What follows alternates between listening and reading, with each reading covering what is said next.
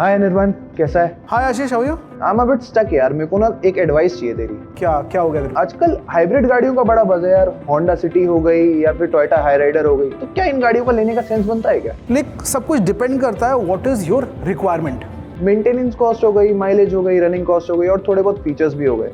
Well in that case I think I have something for you.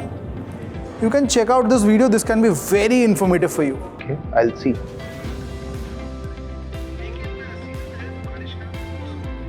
Ashish and all my dear friends on Jagran High Tech, आपका स्वागत है on the long term review of Honda City EHEV। क्या hybrid बचत की चाबी हो सकती है या नहीं, ये समझने से पहले आपको समझना पड़ेगा how does a hybrid work। Hybrid का मतलब ये होता है कि पेट्रोल या डीजल आइस इंजन के साथ आपको मिल जाएगा एक इलेक्ट्रिक मॉड्यूल। कुछ कैटेगरीज में से डिवाइड किया जाता है। फॉर एग्जांपल माइल्ड हाइब्रिड, जैसे मारुति की बहुत सारी गाड़ियों में हम देखते हैं अक्सर ही, जहां एक छोटा सा बैटरी मॉड्यूल असिस्ट करता है स्टार्टअप एंड स्लो डाउन के वक्त। इसके बाद आता है स्ट्रॉन्ग हाइब्रिड कैटेगरी, जो काफी जोरों शोरों से बस पकड़ रहा है। For example Honda City, Toyota Hyryder, Maruti Suzuki Grand Vitara या फिर टोयोटा इनोवा हाई क्रॉस, ये सारी स्ट्रॉन्ग हाइब्रिड टेक्नोलॉजी पे आधारित गाड़ियां हैं, जहां पे एक पेट्रोल इंजन के साथ एक स्ट्रॉन्ग इलेक्ट्रिक मॉड्यूल मिल जाता है। सेल्फ चार्जिंग बैटरी है और इस बैटरी से मिलता है एक आउटपुट। इस बैटरी से मिलता है एक एनर्जी सोर्स जो गाड़ी के माइलेज को बढ़ाता है, एमिशंस को डिक्रीज करता है और साथ ही साथ आपके पॉकेट में दबाव भी कम करता है। इसको छोड़ के भी और एक कैटेगरी ऑफ हाइब्रिड आती है प्लग इन, जहां पे आपको बैटरी को चार्ज करना पड़ता है विद एन एक्सटर्नल सोर्स।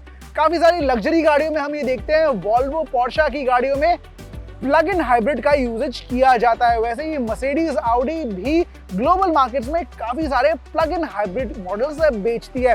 हालांकि भारतीय बाजार में अभी तक का जितना भी हाइब्रिड का केस रहा है, it has all been about mild या स्ट्रॉन्ग हाइब्रिड।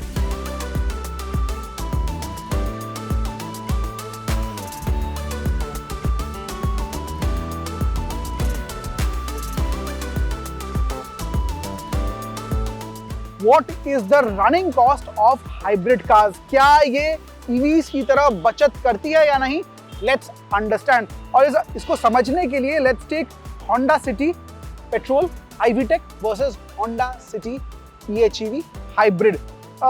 माइलेज लेके चलिए, हाइब्रिड में 25 तक का आपको मिल जाएगा। We have done a full tank range test, link नीचे मिल जाएगा, जहां हमने लगभग 24.5 से 25 तक का आंकड़ा छुआ है। वहीं पेट्रोल की बात करें 15 मान के चलिए, अगर आपकी रनिंग महीने में 1500 किलोमीटर है, then over a period of 5 years आप अगर कहीं भी रन करते हैं around 90,000 kilometre, let's take petrol cost as constant, time to time fluctuation को अगर हम अवॉइड करें, 100 रुपए अगर लेके चले, then to run this 90,000 kilometre on one side EHEV will cost you around 3.5-3.6 lakh rupees. वहीं iVTEC पेट्रोल वाला मॉडल आपको लगभग 6 लाख रुपए तक खर्च करने पड़ेंगे ऑन पेट्रोल। अब अपफ्रंट कॉस्ट जो होता है इज मोर ऑन EHEV, लगभग 20 लाख रुपए एक शोरूम टॉप मॉडल की कीमत है। Single fully loaded trim line आता है। वहीं जो iVTEC पेट्रोल आता है वो लगभग 11.5 लाख से 15.5 लाख एक शोरूम के बीच आता है, which means there is a price difference of almost 5.5 lakh 6 lakh rupees जो आपको चुकाने पड़ेंगे on hybrid. Petrol cost add कर दे इसमें, then it's a difference of 2.5 lakh रुपए। तो देखिए अपफ्रंट कॉस्ट में लगभग 5 लाख रुपए डिफरेंस है और 2.5 लाख रुपए आप बचा रहे हैं पेट्रोल में। सो इन टर्म्स ऑफ नंबर्स शायद EHEV आपको उतनी बचत ना लगे, लेकिन यहाँ पे कुछ फीचर्स मिल जाएंगे जो पेट्रोल में नहीं मिलते हैं। For example ADAS features, which is a big boon in city traffic. लेकिन दूसरे अगर हम उदाहरण ले, फॉर एग्जाम्पल हाई राइडर या फिर ग्रैंड विटारा, वहां पे देयर इज मोर सेविंग, क्योंकि जो अपफ्रंट कॉस्ट है, एक शोरूम कॉस्ट है, वो लगभग 3 लाख रुपए का डिफरेंस होता है।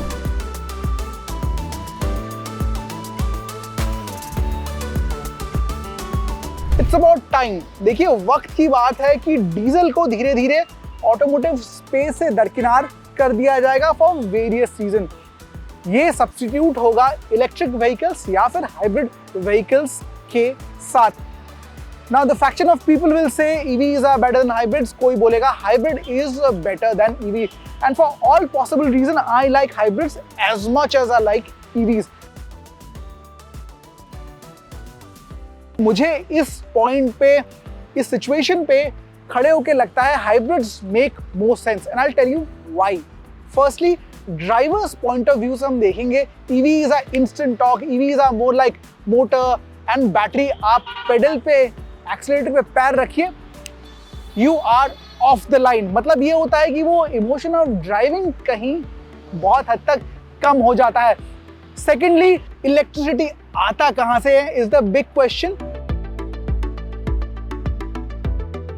इंडिया में अभी भी electricity comes from coal source, mostly thermal power से आता है electricity, which means in a way it is not pollution free. Tailpipe emission हरदम इंडिकेटिव नहीं होता है कि कितनी पोल्यूट करती है आपकी गाड़ी। And the third big reason,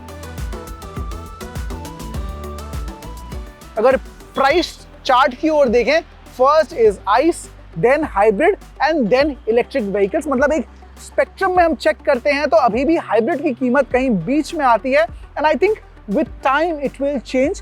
Both EVs की कीमत भी नीचे आनी चाहिए as the price of energy density goes down, और इसके साथ साथ गवर्नमेंट भी कंसिडर करे कि hybrids can be an alternative, क्योंकि इन a way crude oil import पे ये बहुत हद तक इम्पैक्ट करती है, कंट्री के एक्सचेकर को कंट्रोल करने में मदद करती है।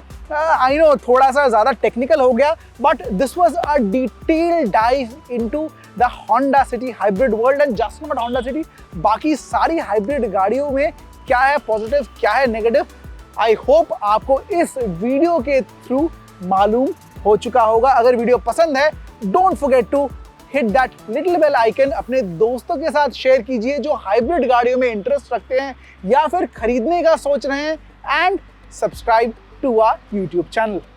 Wow, this was actually interesting and informative as well.